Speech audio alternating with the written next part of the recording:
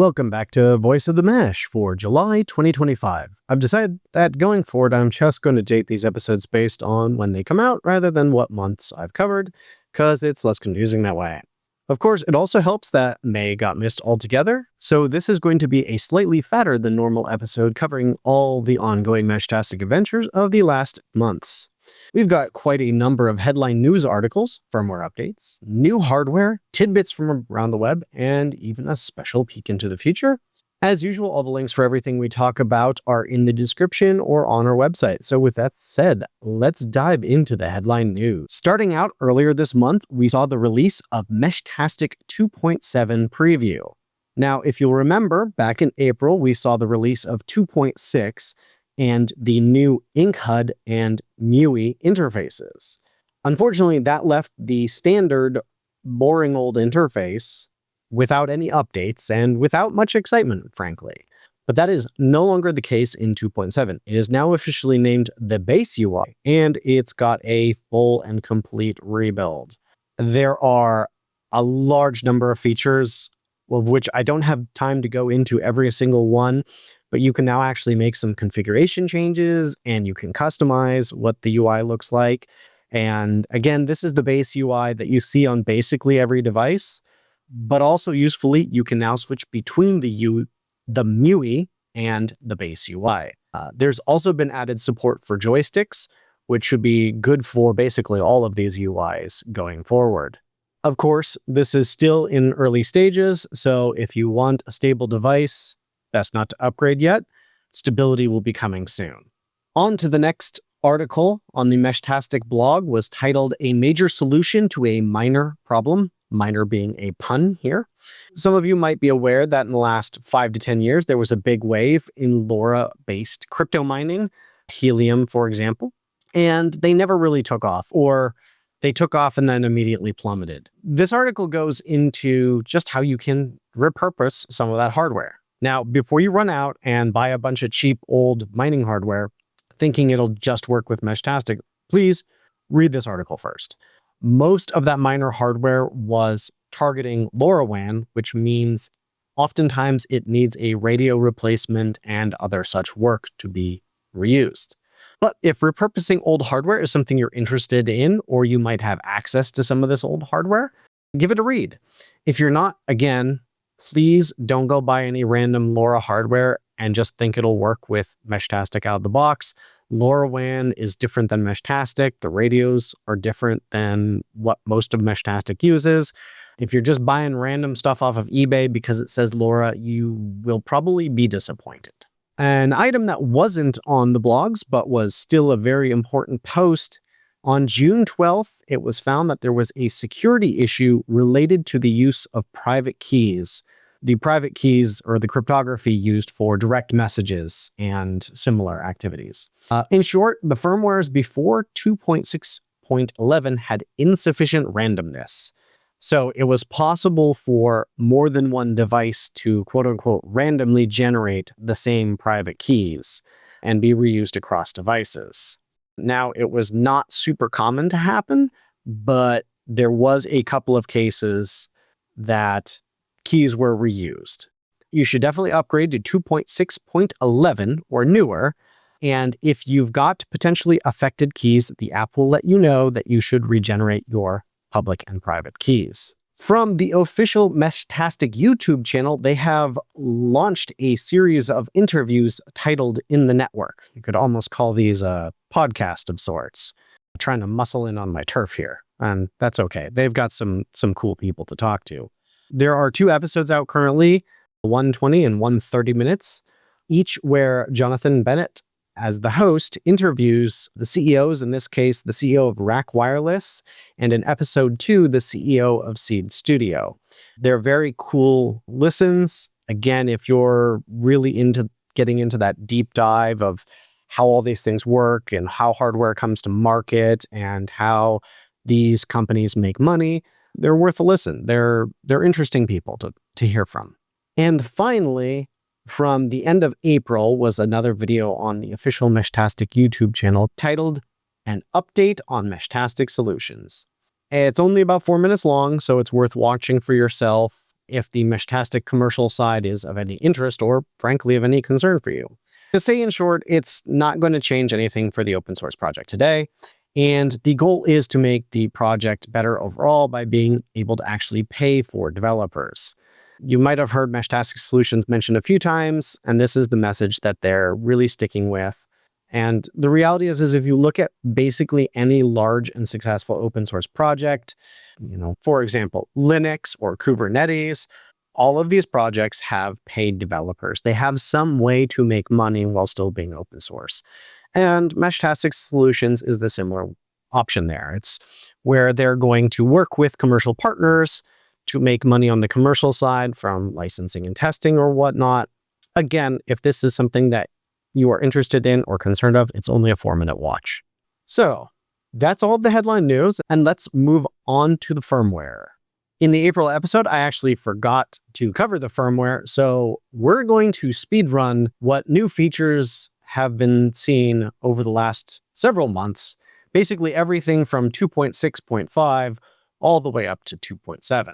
In the 2.6 series, a lot of devices got the ink HUD treatment, including an entire series of WeAct Studio e-ink displays from 1.5 to 4.5 inches, the Elecro M1, the LilyGo T3 S3 e-paper, and the Heltec T114 e-paper edition.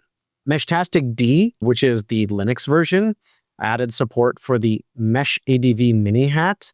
Linux also got telemetry module support, basic support, so you will start to be able to plug in telemetry devices into your Meshtastic D compatible hardware, such as my favorite little one right now, which is the Femto Fox. There was support added for so many sensors that I won't list them all, but a couple of them that are very cool is a 9 degree of freedom compass, the Adafruit PM 2.5 air quality sensor, LTR 390 UV sensor, UV being UV light, and the AK12035 VB soil monitor.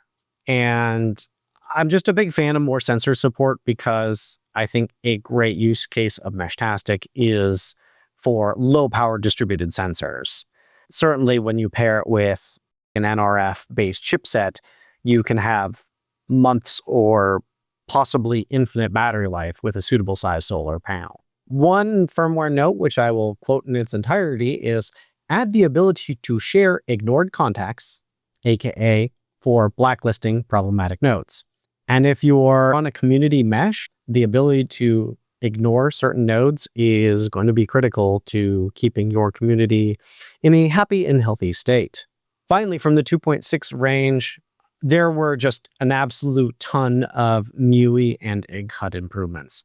Far too numerous to mention them all, but it's safe to say that those new interfaces were getting a bunch of rapid improvements and updates that have really made a huge difference in the ability for people to interact with Meshtastic devices in something more than just their cell phones. And 2.7 line is just barely out, and I've already talked about the highlight item, which is the base UI, but there are a few other small changes of note. I think the most important for a few people is that the ESP32 base nodes will no longer come bundled with the web UI. You can still use client.meshtastic.org to connect or self-host the web service. The reality is, with the availability of Linux native Meshtastic now, using the web interface on ESP32 is significantly less common and more niche, and there are better ways that the storage space can be used on those ESP devices that will be much more useful to many more people. There's also support for high-resolution displays now, which is very nice with the advent of high DPI units like the T114. If you ever loaded up a T114 with the old, now known as base UI, the font was tiny and it was not terribly usable. And the final item from 2.7 is device telemetry is now opt-in rather than opt-out. So much like other sensors, your device will no longer broadcast its battery, etc. automatically. So now for the fun area, new hardware. The Heltec Mesh Pocket is something that's been discussed a little bit before, but it's finally shipping. In fact, I have one sitting here on my desk. This is a 5 or 10,000 milliamp hour Qi 2 battery bank that also is a Meshtastic node. It's NRF52 and SX1262 based with an e-ink display, so it's probably got similar guts to their T114. It's a cool concept, and I was really excited about this. Like I said, I have mine on my desk, but I haven't gotten much of a chance to use it. It's a little bit funky because it charges the battery over USB-C, but the pogo pins are used for programming Meshtastic. So it's got two different connectivity interfaces, probably because it's hard to wire the power bank, data, or something. I'm not entirely sure, but it's a little weird on that. And the one downside I can say for sure, having had this in hand, is that the reset and user buttons are protruded on the side, so it's easy to hit them and reset your node. One other drawback that I'm just going to quote directly from their sales page, which might be important to some people who are seriously considering the Mesh Pocket as their everyday driver. And I'm quoting here, "Wireless charging may affect quality of RF signals, ? This is a conflict in communication principles. During wireless charging, the magnetic field generated by the coil will interfere with the surrounding radio frequency signals. We have not yet found a suitable way to avoid this interference. The simplest and most effective way is to suspend the use of wireless charging functions if you wish to achieve the maximum communication distance." So to translate that, if you're using this as an actual Qi 2 battery bank where it's sitting on the back of your phone, it will ruin your Meshtastic signal range. I don't know by how much. I don't know if it's a lot or a little, but it is something that they are noting on their sales page, so you may want to be aware of that. The next new node, which is not actually one node, is the Seed WIO Tracker L1. And it's actually a series of 4 different nodes, but I'm going to read their description here because it'll help explain it. The WIO Tracker L1 series is a low-power, high-extensible Meshtastic node featuring LoRa, the NRF52 for efficient processing, and an L76K GPS module for accurate location tracking. Designed for flexibility, it supports OLED and e-ink displays, as well as solar panel and battery power, making it ideal for a wide range of IoT and off-grid applications. As the description says, they have a variation without a screen, with an OLED, and with e-ink. They also have solar and battery hookups, USB-C port, joystick and buttons, and a Grove connector for sensors. The Tracker L1 series feels a little bit like the Rack Wireless WizBlock Starter Kit, in that it's a base module that you can use for any number of different applications. And so they've tried to make it more flexible and full-featured. As a difference from the WizBlock, this Tracker L1 does ship with GPS integrated, which is something that a lot of people really do want. Though it is something that will also drain your battery, so be careful when you want to use that on solar or off-grid nodes. The next new hardware is kind of an odd one. It is the GAT562 Meshtastic Tracker. And I see support for this noted in the firmware release notes, but I'm actually not entirely sure who makes it or what the full specs are. It's also sometimes listed as the LT1 Meshtastic Tracker. And again, none of these have any sort of manufacturer name on it. It's not from any of the big names that we're used to hearing from.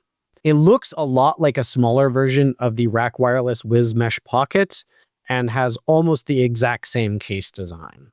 The specs from one of the sales page include an NRF52, SX62, L76K GPS, 2500 milliamp hour battery, and a small display. And it's for sale on various websites like AliExpress and Alibaba, but I'm not going to link to it until I can find some more reputable sources of information on the device. Honestly, it's one of those things where you see it and you just can't quite figure out what it is, other than someone attempting to make a cheap clone of the Wiz Mesh Pocket. In devices from manufacturers we actually know, we have the Heltec Mesh Solar.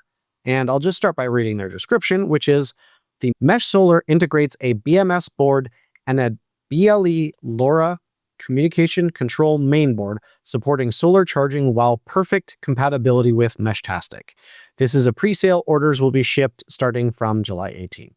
And from what is listed on Heltec's website, it's an NRF52 with an SX1262, pretty standard base node. And obviously, they are targeting those doing solar installs. It has an MPPT charger, which is really nice. The rack wireless has solar, but it's not MPPT. So that MPPT module will get you significant more efficiency out of whatever solar you choose to use. It also supports USB-C PD charging and 18 to 25 volt DC input. And as they noted, it includes a battery management system for 1 to 4 cells. And this is really interesting. I'm looking forward to seeing more solar options. My home solar node is still a rack whiz block attached to a 12 volt SLA battery and kind of janky ammo can setup. So I'm looking forward to seeing some of these cheap and easy to distribute solar options. And with that, Heltec is actually launching a second device called the Mesh Tower. And once again, their description is the outdoor solar communication solution based on Mesh Solar, supports Bluetooth plus LoRa communication, integrates an 18-volt solar panel, 3 by 3000 milliamp hour, I assume battery, and a waterproof casing. It is perfectly suited for Meshtastic. This is a pre-sale. Orders will be shipped starting from July 18th. And in case the description didn't make it clear, the Mesh Tower is just the finished version of the Mesh Solar module, combining it with a solar panel, case, batteries, antenna for your all-in-one, out-of-the-box, ready-to-go solution. I would say that this Mesh Tower is very similar in concept to the Seed Studio Solar Node P1 or the Altavox Beacon Solar Node. And again, if you're looking for just a quick and easy to deploy, cheap solar node that's all ready to go out of the box, it seems like the fight right now will be between the Heltec Mesh Tower and the Seed Studio Solar Node P1, that last of which is supposed to be sitting on my doorstep anytime later today. So I'm looking forward to trying it. Final item on the new hardware is the Elecro Crow panel. And I'm not entirely sure how new the hardware itself is, but the support is new. And the Crow panel is a series of touch displays from 2.4 to 7 inches in size. And so they're great for the MUI. These are ESP32 based IPS displays that include a swappable wireless module. So as long as you get a Crow panel with the SX1262, you should be able to use it with Meshtastic. I'm not sure how the MUI will scale up to 7 inches in size, but honestly, I'm looking forward to giving it a try. I think it might be kind of fun for demo environments, if nothing else. So let's take a look at what is on the socials and other things from around the web. And the first and biggest story related to Meshtastic on the web is one titled "The Text Network for the End of the World" on Wired.com. This article dives into, what I'm sure is really a standard hypothetical that most of us think about on at least a daily basis. What if the 2004 Ronald Emmerich disaster film, The Day After Tomorrow, was real? And I'm serious, that's actually where the article starts, is mentioning The Day After Tomorrow, a 21-year-old disaster movie, which is terrifying to mention because I remember going to see it in theaters. But they also mention some more real reasons why there might not be cell service, like protests, natural disasters, off-grid hiking. Basically the standard, anytime you have no cell service, enter Meshtastic. And let's be clear, if you're listening to this podcast, you are likely well enough versed in Meshtastic to not learn a ton from the article. It is a nice little read. There's some background, there's some interviews with some of the core developers, but most importantly, it's a great spotlight on the Meshtastic and Meshtastic community from a reputable source. So maybe if you've got friends who aren't in on the Mesh bandwagon yet and would read something like a Wired magazine article, this is a great thing to send their way to coax them to the Mesh side. or something to show your friends and family that this weird niche hobby of yours isn't as crazy as it seems. Last month in May, between the 16th and 18th, was the Hamvention in Ohio. There are a couple of videos on YouTube. One is the Hamvention Floor Walk by KM4ACK, and the second is inside the Spec 5 booth at Hamvention 2025, Meshtastic, Trekker, Delta, and more by Hamshack TV. Hamvention is one of those places you see a lot of Meshtastic usage. In fact, there was a Reddit thread giving a shout out to the Meshtastic dev team for a much more successful deployment this year than was last year, from what I understand. I was not there. But if you were there, I would be interested in hearing how Hamvention went from the Meshtastic side of things. There was a fun little video from a channel called Save It for Parts. It was a mishmash of everything. They titled the video Random Meshtastic Projects, Flying Silos, and Heltech Review. It is, as said in the title, there's no clickbait there. He just mashes a bunch of different Meshtastic projects and things that he's worked on recently all into one nice little video. He took Meshtastic up in a small private plane, and in a very Midwest scenario, he went to go work on a node that they have in a grade silo. As someone in California, this is a weird and amusing concept to me. He also does a little bit of review of the Heltech Mesh Pocket. So if you're interested more about that, maybe check out his video. From Reddit directly, we have user Needs More Joules posted, the TDEC Pro now works. And as a reminder, the TDEC Pro, despite its similar name, really isn't that similar in hardware to the original TDEC. This one is focused on a 4G or voice chip and includes, quote, self-learning AI smart sensor. I honestly never thought this variation of the TDEC would ever get Meshtastic support, and it may never get official support, but life finds a way. On Hackster, we have a fun write-up titled OpenEmbed's Mesh Walkie is a Meshtastic compatible replacement brain for the Quaoshen UV-K6, which is a Baofeng-like clone radio for the ham groups. As far as I understand, this is not a Meshtastic as a walkie-talkie, but more just a fun jaunt in designing new guts for an existing radio. Or you could look at it as how to get that injection molded look for less than $20,000. Although designing and building your own PCB is certainly not without a significant amount of effort. On the flip side, if you were looking for that Meshtastic as a walkie-talkie type adventure, there was an article on Adrenaline.com titled How to Send Audio with Meshtastic. The TLDR of can it be done is yes. It's not built in, and it's very much a custom hack, but it can be done. Should it be done? No. In fact, the first chunk of the article is basically explaining all the reasons why this is not a great idea and why it's so challenging. At the end of the day, if you're interested in Meshtastic for any sort of emergency preparedness type reasons, you don't want voice. In a disaster situation, the first problem with communication systems is system reliability, and secondary to that is throughput. Cell phones are extremely reliable when you have coverage, but of course, they don't work when the systems get overloaded. If you've ever been to a big concert or a protest in downtown or a sports game or something like that before the cell networks really got their acts together, you know what it was like. I mean, heck, when the iPhone first came out, you could not use data service in San Francisco during commute times because everyone's iPhones were just chewing up all of the data. So throughput on the radio is extremely important. And almost everything can get overloaded. Old wired landlines were also very reliable, but could be disrupted in an earthquake if too many handsets were actually knocked off their bases, for those who remember that long ago. Or if too many people simply tried to pick it up and make a call, there was a limited number of physical wiring circuits. Clearly, that's less of an issue these days with, everything being digital, but there's still a limit to throughput somewhere along the way. So while using voice does make life easier, and it's arguably what a lot of people want, from a throughput perspective, text is so much better. If you'll excuse just a tiny divergence into basic math. I will explain why.